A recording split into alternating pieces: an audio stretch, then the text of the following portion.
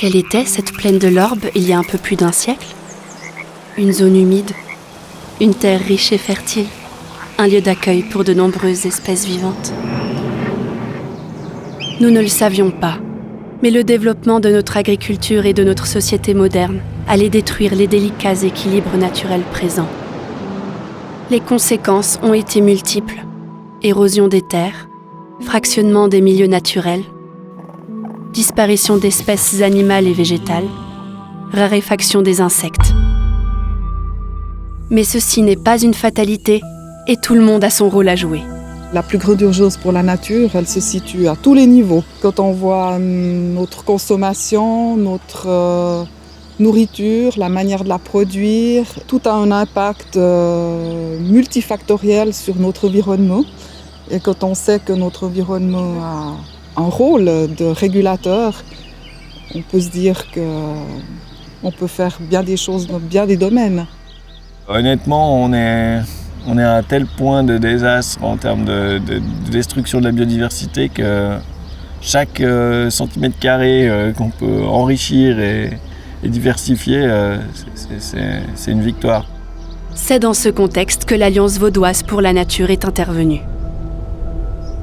Grâce à un travail collaboratif avec les acteurs locaux, municipaux, agriculteurs, professionnels, membres d'associations et simples citoyens, de nombreux projets ont pu voir le jour.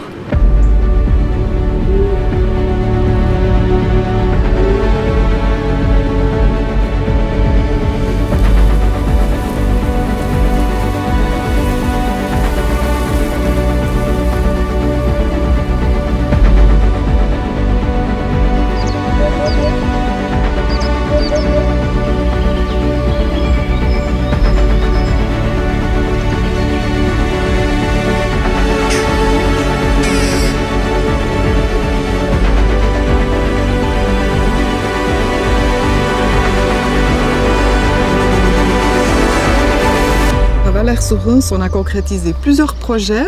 On a des nichoirs à hirondelles qui ont été posés sur l'école. On a plusieurs haies qui ont été plantées et puis un espace à la place de jeu, un espace de prairies fleuries.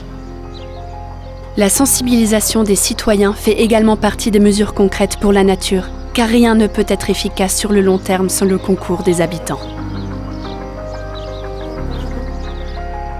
Le pire pour la mise en œuvre de l'entretien différencié dans les communes, c'est la propension au propre ordre. On n'a pas besoin d'avoir Wimbledon à tous les coins de rue. Parmi les mesures réalisées, beaucoup étaient déjà dans la tête des partenaires, ne demandant qu'un petit coup de pouce pour exister. Je lui ai fait part du projet de Marc qu'on avait depuis longtemps. Ces mares apportent plein de choses positives au domaine. La première chose, c'est qu'elles m'apportent de l'eau. Elles servent de stockage pour l'irrigation. Et puis ensuite, elles apportent quand même une amélioration progressive de la biodiversité dans leurs alentours. La nature fait entièrement partie de nos vies. Il est essentiel de lui redonner l'espace dans nos extérieurs, dans nos gestes et nos habitudes.